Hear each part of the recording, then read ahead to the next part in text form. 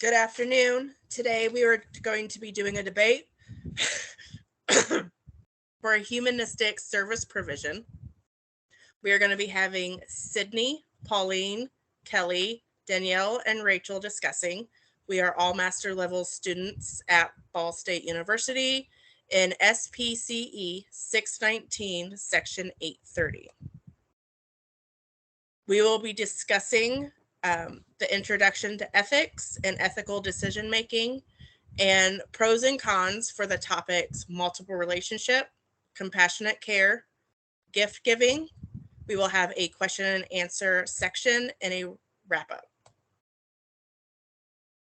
Ethical decisions inspire trust and relationships when caring for others. The process includes reviewing all available options, eliminating unethical views, and choosing the best ethical alternative.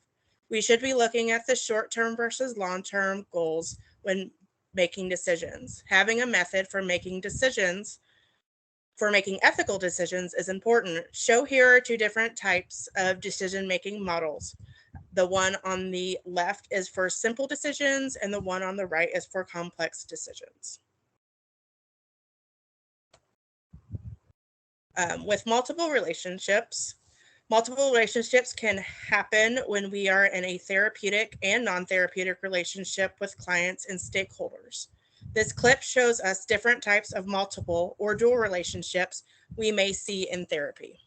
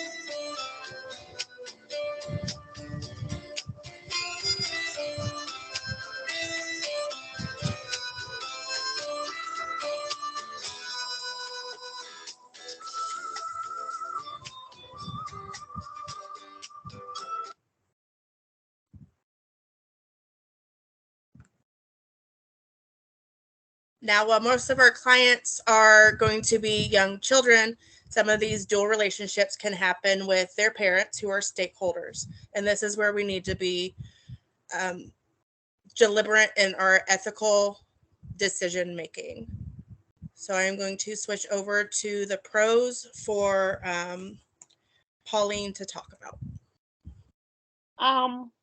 Multiple relationship is a very wide subject, and in the Code of Ethics for Behavior Analysts clearly establishes what multiple relationship really is. Ethic Code 1.11, multiple relationship entails conflict of interest that might harm one or more parties. As a BCBA, your client, stroke parent, or the team trust you to be able to advocate for the client. A good example I would like to give is when the BCBA enters into a professional relationship with a client, there's usually an interdisciplinary team that has already been established for the purpose of achieving the best outcome for this client. At times, there would be a staff or parent who has been with this individual and has been practicing a non behavioral treatment that they believe has been working. Broadhead 2015 in his article explains how difficult it becomes when a BCBA is assessing a non-behavioral treatment while maintaining an ethical balance between professional relationship and the well-being and safety of the individual with ASD. Broadhead also goes on to say how excessive questioning or critics of non-behavioral treatment by a BCBA may unintentionally erode professional relationship between the BCBA and the other people in the team. It is through the ethic code that guides the BCBA to set grounds with the whole team because they know and trust that the reason why the BCBA is questioning like she is for the best interest of the client. Multiple relationship also touches on ethic code 1.03, cultural, responsive, and diversity. When one has a client from a different culture from them, the BCBA are taught to read or familiarize themselves with different cultures. One needs to engage themselves in this particular culture so they get to know them. Broadhead 2019 explains how important it is to know the individual's culture practices because it goes beyond one's geographical identity. The BCBA understands that every culture has its norm, and when she gets a new client with a culture she does not understand, she will explain to the new team about multiple relationship, and then will request the family to tell her what her and her team are expected to do as they have their sessions at home. Some parents expect that, and this is just one of the examples. When you're going to a family home, some parents expect that some people going in there that they remove their shoes when they come into the house, and it's just a way to show respect to their household. If there were no ethic codes like this, the BCBA would have conflicts with the stakeholders. Multiple relationship also touches on ethic code 121 to 1.12, giving and receiving gifts. This code states that the exchange of gifts can invite conflicts of interest and multiple relationship. Bailey and Butch 2022 reminds us that ethic code stipulates the giving or giving gifts of monetary value of not more than $10. The behavior analyst should let the stakeholder, client, and the team aware of this. Bailey and Butch 2022 remind us of how many families have a strong tradition, sometimes tied to the culture value of showing appreciation or an act of kindness, or even offering them food or drink as they come to their house.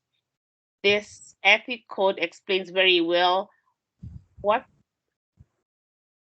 explains very well the reason this is being done is because as human beings, we want to show affection or an appreciation of what one has done for us.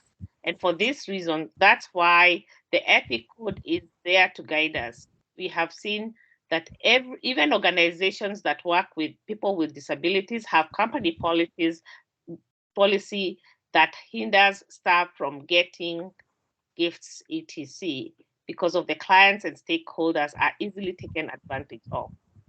Now over to Sydney. Hi. So like Pauline said, it is important to have clear boundaries when you're talking about these multiple relationships, which is why the code of ethics really sets it up for a good path for us to follow, and that's how the potential relationship should go. So, and according to code 1.06, behavior analysts should avoid multiple relationships due to the potential negative impacts. Also, in code 1.11, never should we plan to work with our clients that we already have a relationship with or become friends with our stakeholders or clients. It may be challenging for a therapist to break bad news to a client when they have these dual relationships. And on the flip side, if they do have this mutual double relationship, they might approach or treat the clients differently than they may other clients that they don't have that relationship with. And that starts to perform ethical problems. So in 2004, a few scholars came together by Young, Green, and Gottlieb. They created a article and it devised of a questionnaire that is a helpful tool for therapists to use if they're unsure if they're about to enter a multiple relationship. The questions are meant to be self-reflective exercises for the professionals so that they can use before they accidentally commit themselves to this dual relationship. Some of these questions include topics like, is entering a secondary relationship in addition to the professional one necessary? Can the dual relationship potentially harm the client? And if harm seems unlikely or avoidable, would the additional relationship prove to even be beneficial?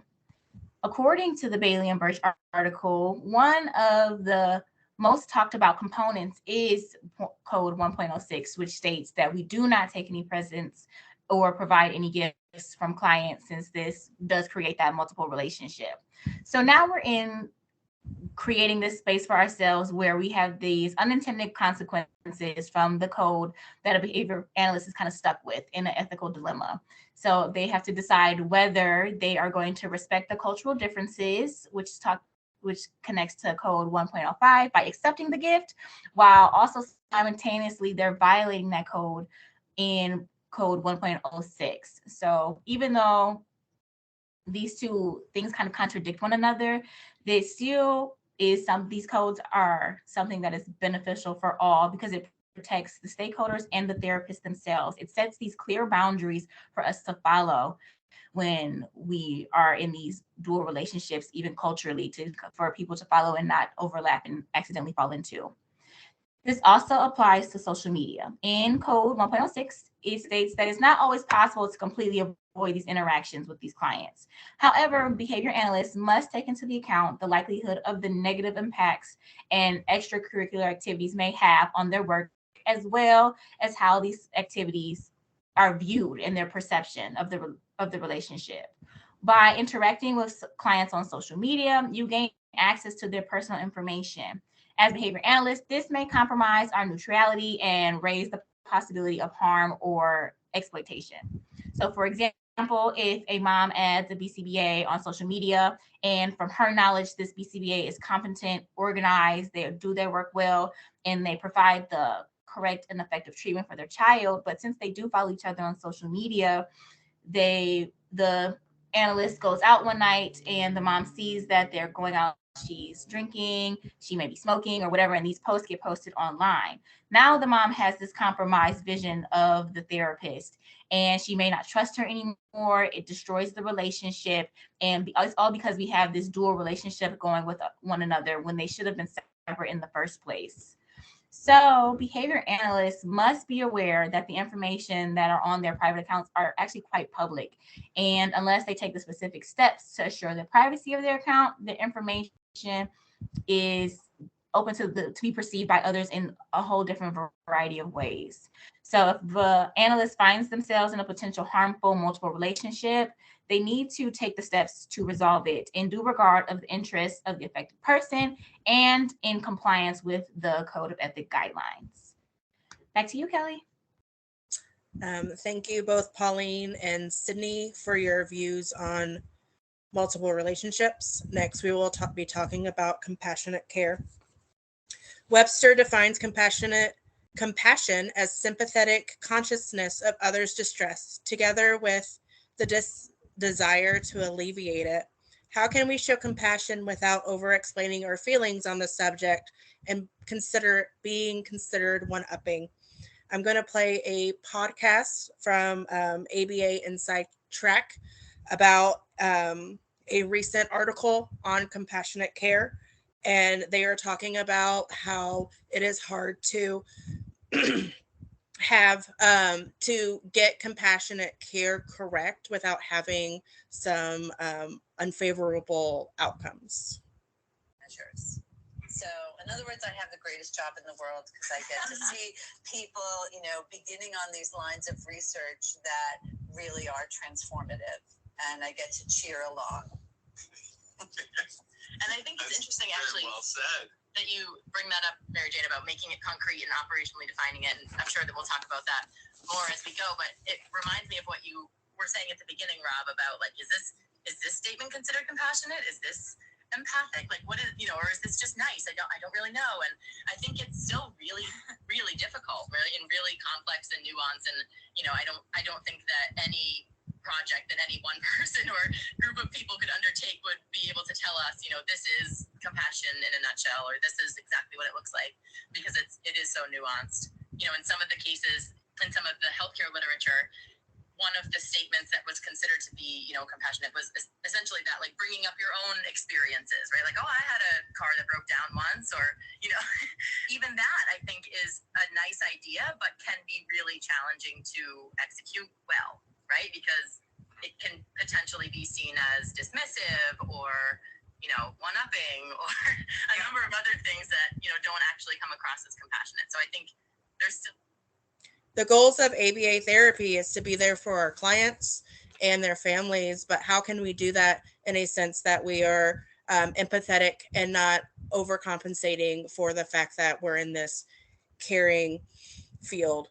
We will go on to talk about the pros and cons of compassionate care, and I'm going to switch it over to Danielle with the pros.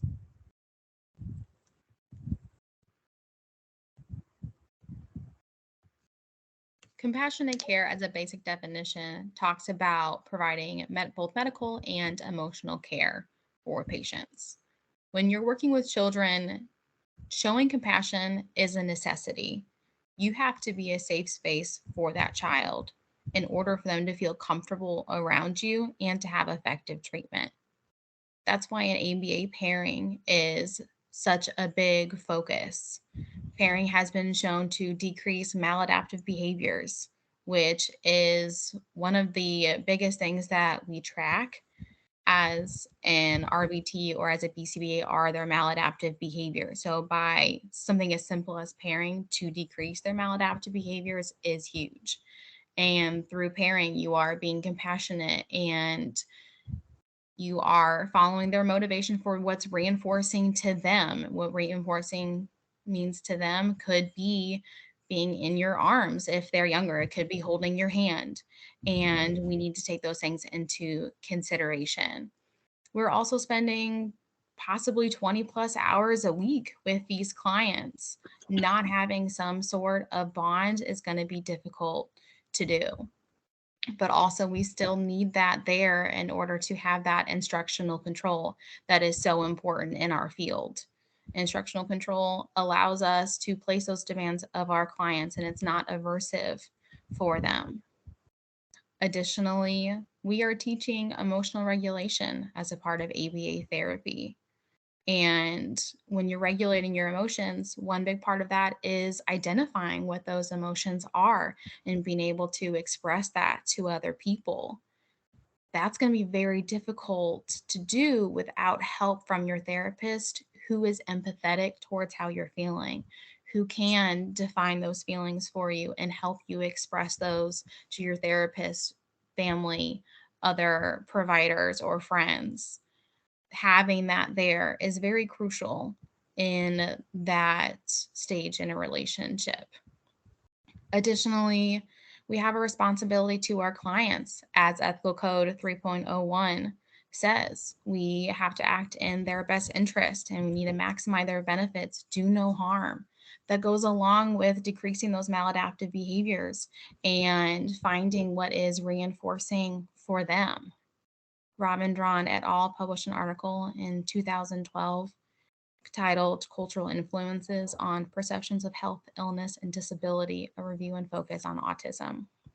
This article discusses the importance of professionals understanding the family's cultural views in order to have a stronger relationship.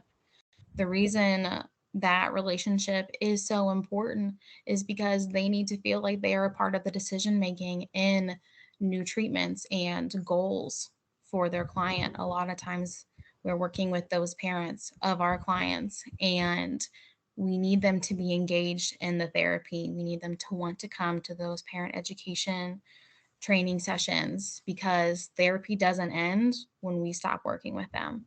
They're still working at home. They need to continue those best practices and preventative strategies at home.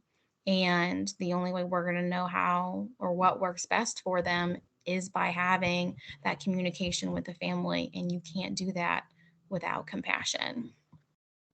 However, there are cons to every topic. and Sydney will introduce those for you.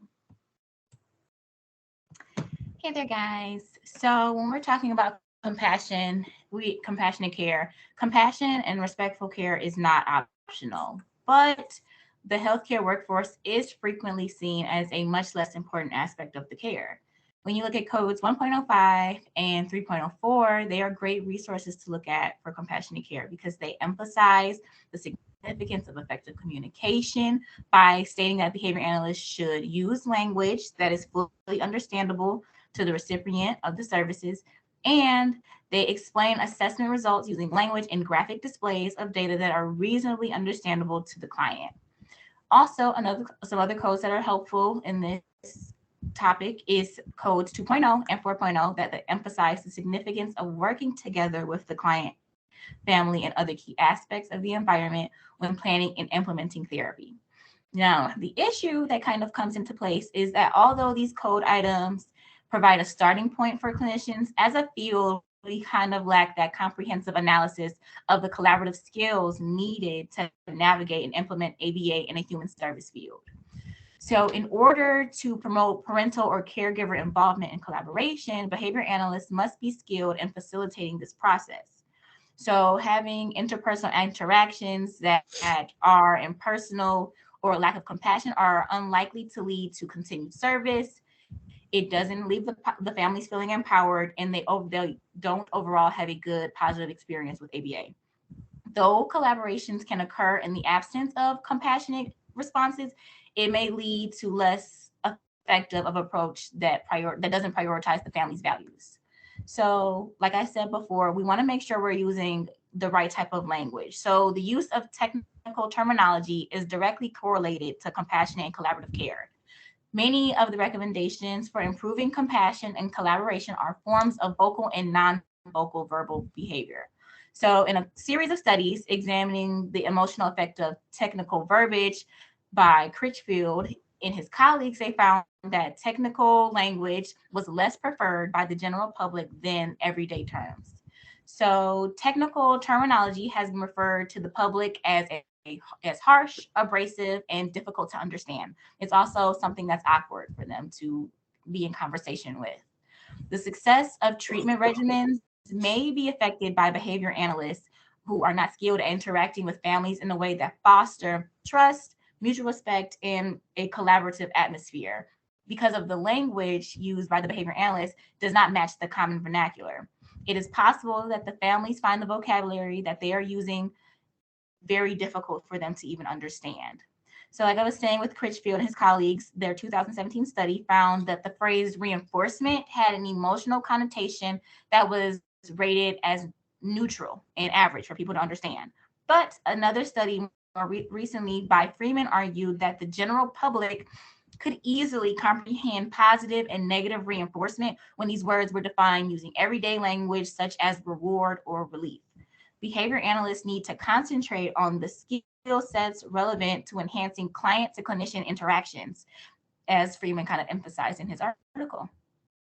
When you look at different cultures and how they do compassion, it's looked at in how they value it. It's looked at in a couple of different ways. This was a study done by Jamal Kay in 2021 and kind of found that compassion is considered a cornerstone of quality healthcare improvement in Canada and in the United Kingdom. Versus when you look in Ethiopia, they found that at least 44% of the providers had a poor attitude towards patients and with disabilities, and 1/4 of the professionals had no knowledge of the ethic code at all. So we can really see that we're dropping the ball in this area of compassionate care on how we support and work with the clients. So behavior analysts require also for them to have this compassionate care that's beneficial for all. They require work environments that value and shape compassionate care for both their self and for others. So if a behavior analyst also works in an unsupportive environment or they are not engaged in self-care themselves, there will be little motivation to engage in empathy and compassion when interacting with these families. So other interpersonal factors such as stressors at home, just general burnout or poor coping skills can also create barriers to having effective compassionate care. Thanks so much, guys. Back to Kelly. Thank you, ladies, for giving us your view on compassionate care. Next, we will talk about gift giving and receiving. The BACB in 2022 came out with a new code of ethics. I am going to show you a clip of what the new ethical code for giving and receiving gifts is, and then we will discuss the pros and cons.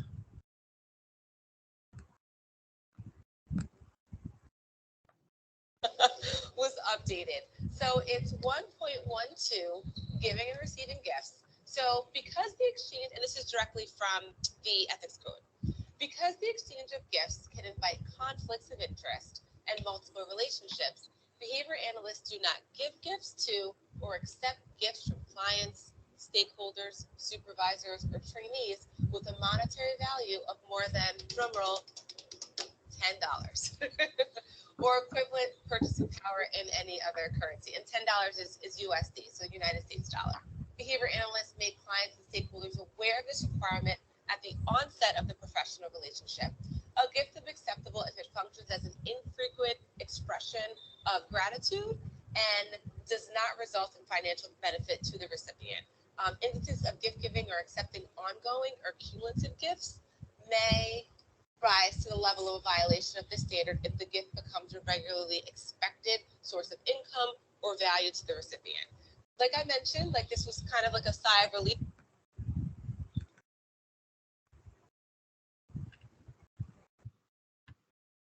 So next we're going to discuss the pros and cons, and I'm going to switch it over to Danielle for the pros. As the clip we just saw was talking about previously, the ethical code stated that as BCBAs, RBTs in the professional field could not receive any gifts from a client. That did make things awkward and did have a potential to insult clients. For example, I work with children, and it would be very difficult to turn them down, not only for personal reasons, but also because it would hurt their feelings, and you can see that on their faces when someone is rejecting them in their minds in that way.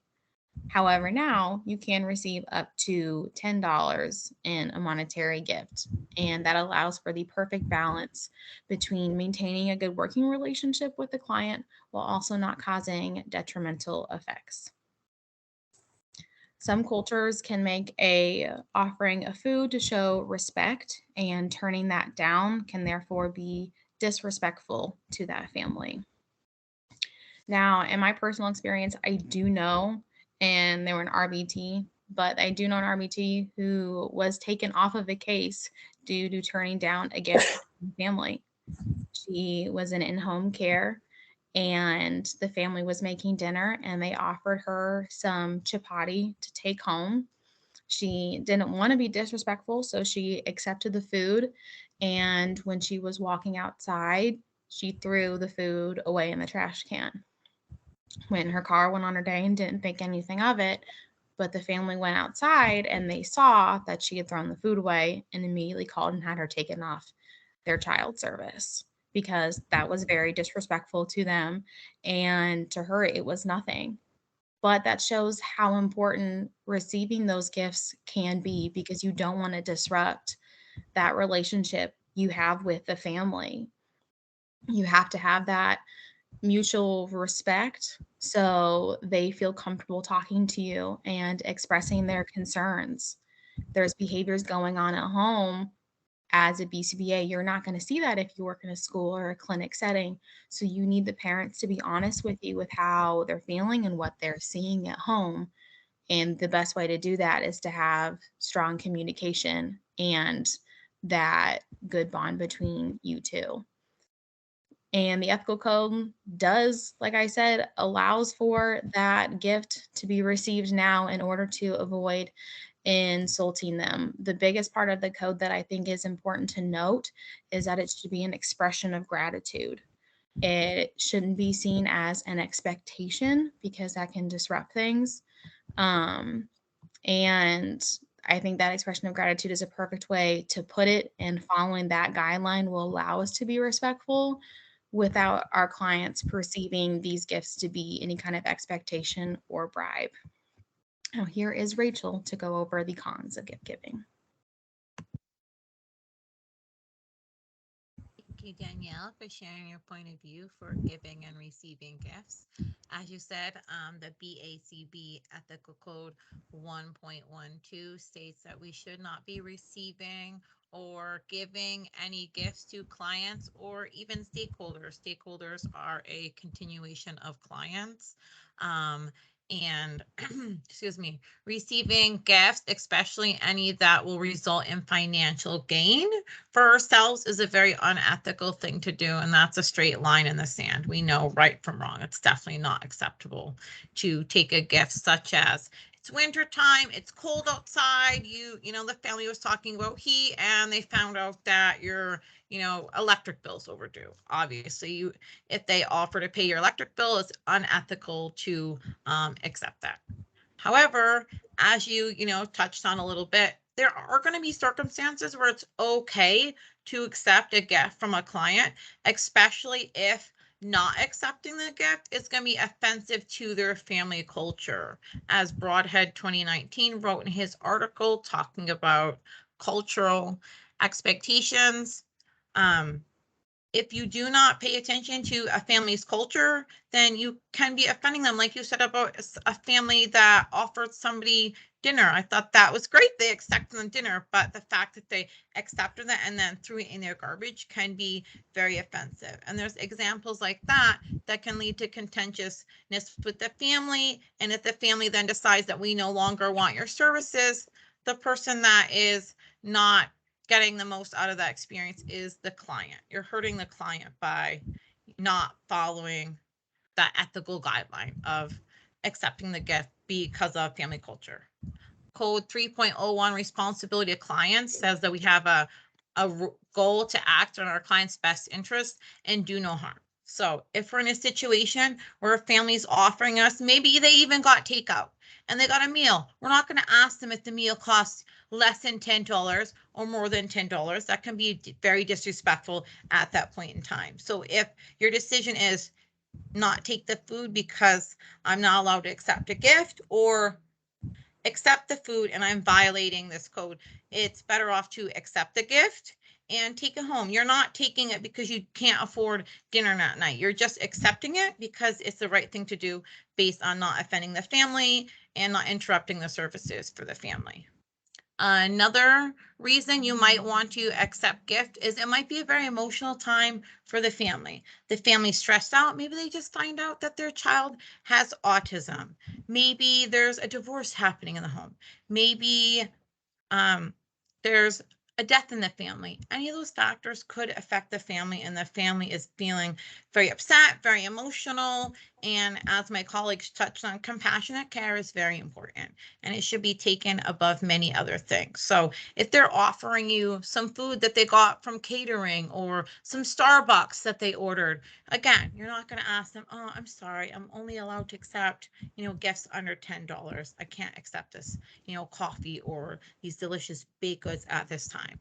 It's more appropriate to say, oh, thank you so much, I really appreciate it, and move on. Because again, the reason you're accepting them is not because you're gaining any financials from accepting this food or gift. You're just accepting it out of being respectful to the family at that time.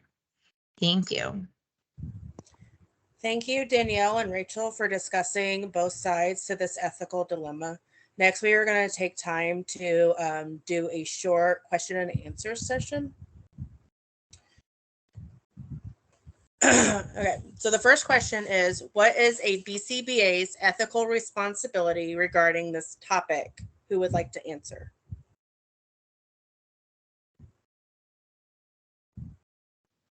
I want to answer that. So the BCBA ethical responsibility regarding humanistic service provision is to follow the guidelines set by ethics code for the behavior analysis. Knowing that as a BCBA, one is the client's advocate. Everything is done to the best interest of the client and to make sure there is no harm to the client.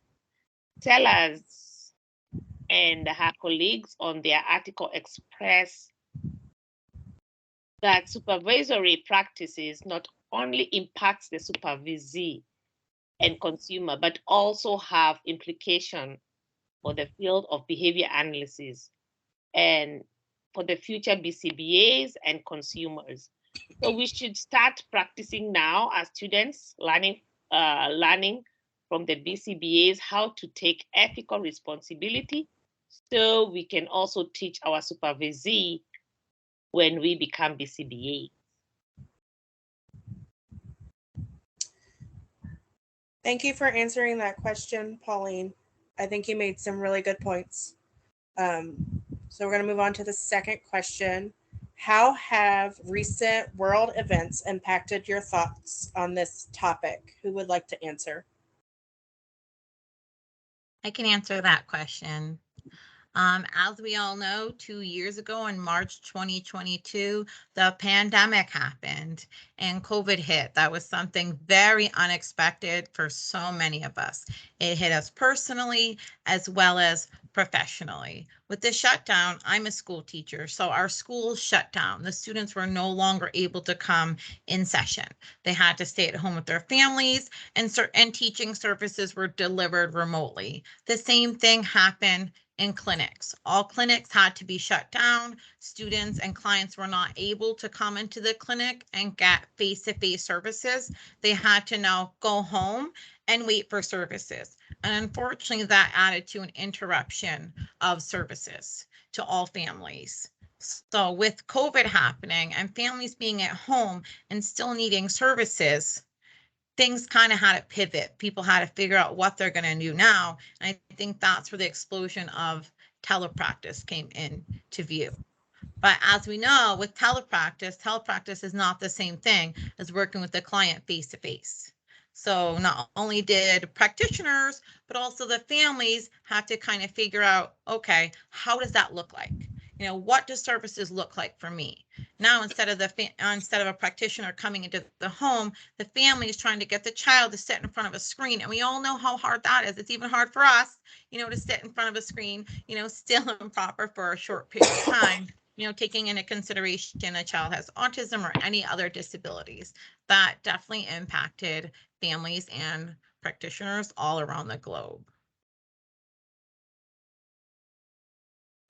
Thank you for answering that question and sharing your experience with what happened during COVID. We're going to talk about the third question. Do you have any personal experiences related to this topic you would like to share? Who would like to answer?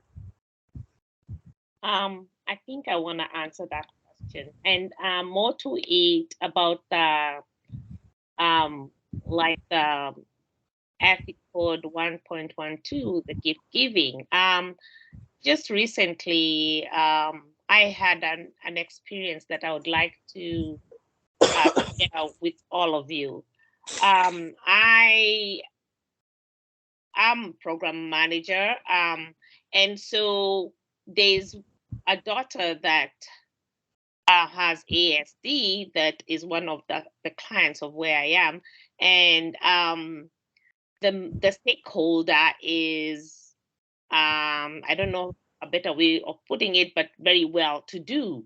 And so at one particular time, so she actually, the stakeholder also is like a donor. So she donates what she can. So she's a big person in the farm. I mean, she does very well.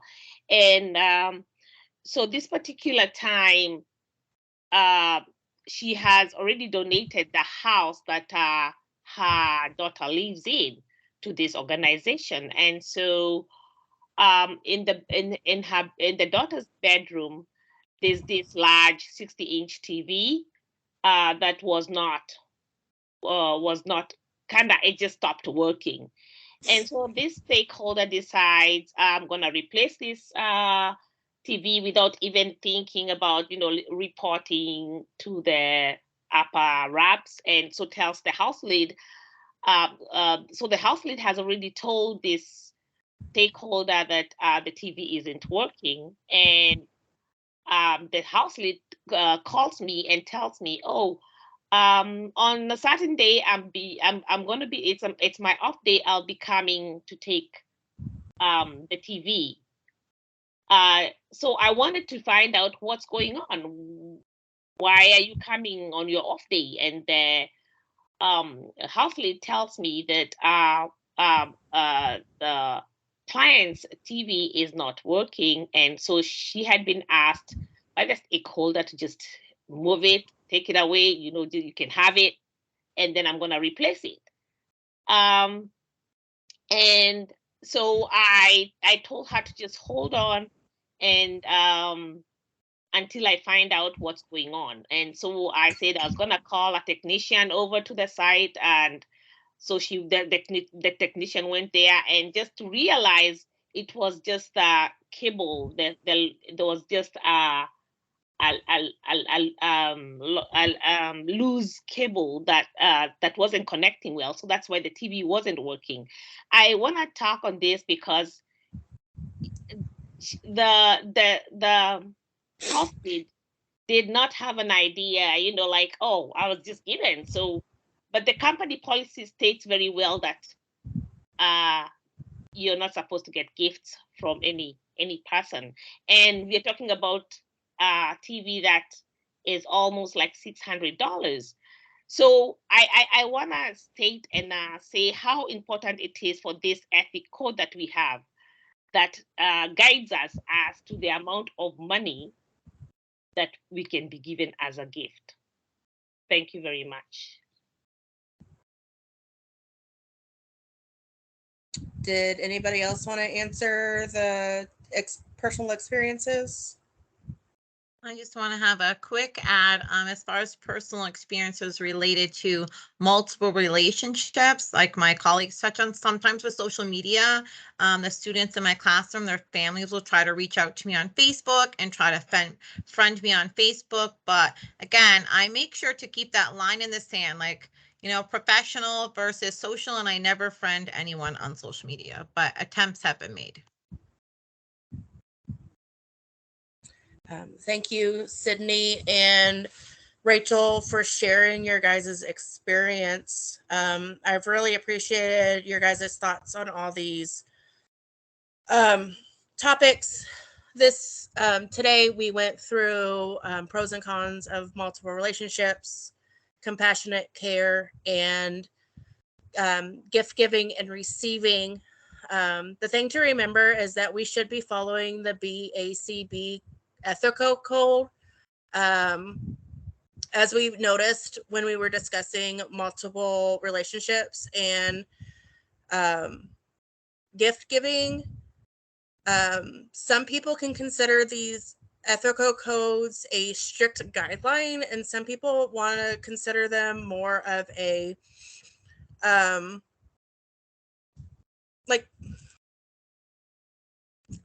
so some people want to think of them more as strict, and some people want to think of them more as a guideline. So some people believe that the code of ethics is like hard and fast. It literally lays out what they want us to do. And some people believe more of it's our jumping off point to make the ethical decisions that we have.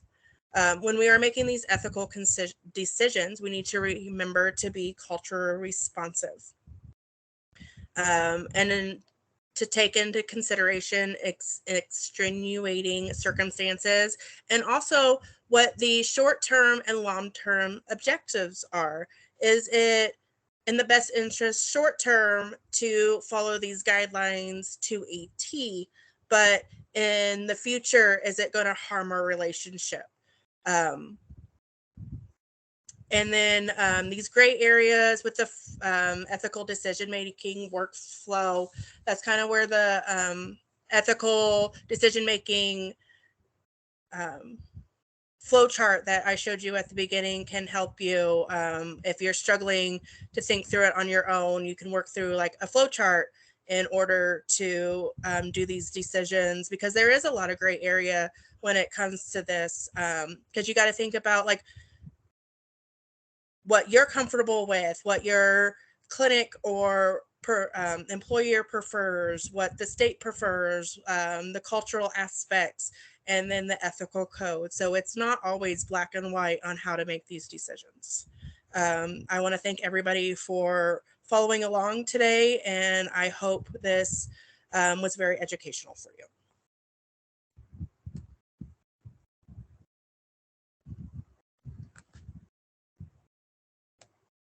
And these are our references.